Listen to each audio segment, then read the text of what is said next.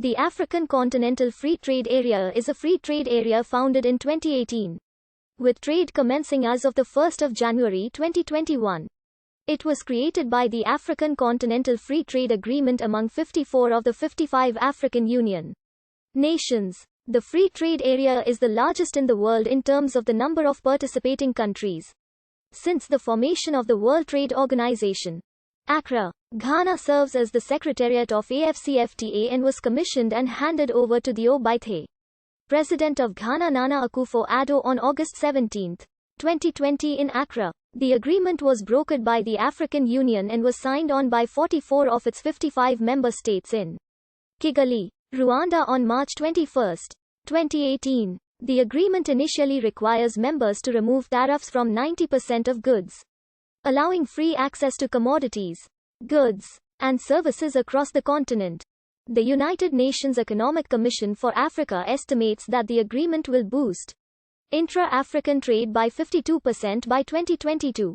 The proposal was set to come into force 30 days after ratification by 22 of the signatory states. On April 2, 2019, the Gambia became the 22nd state to ratify the agreement. And on April 29 the Sahrawi Republic made the 22nd deposit of instruments of ratification. The agreement went into force on May 30 and entered its operational phase following a summit on July 7, 2019. The general objectives of the agreement are to: in 1963, the Organization of African Unity was founded by the independent states of Africa. The OAU aimed to promote cooperation between African states. The 1980 Lagos Plan of Action was adopted by the organization. The plan suggested Africa should minimize reliance upon the West by promoting intra-African trade. This began as the creation of a number of regional cooperation organizations in the different regions of Africa, such as the Southern African Development Coordination Conference. Eventually this led to the Abuja Treaty in 1991, which created the African Economic Community, an organization that promoted the development of free trade areas, customs unions, an African Central Bank, and an African Common Currency Union. In 2002, the OAU was succeeded by the African Union, which had as one of its goals to accelerate the economic integration of the continent. A second goal was to coordinate and harmonize the policies between the existing and future regional economic communities for the gradual attainment of the objectives of the Union. At the 2012 African Union Summit in Addis Ababa, leaders agreed to create a new continental free trade area by 2017. At the 2015 Astronomical Unit Summit in Johannesburg, the summit agreed to commence negotiations. This began a series of 10 negotiating sessions which took place over the next 3 years. The first negotiation forum was held in February 2016 and held 8 meetings until the summit in March 2018 in Kigali.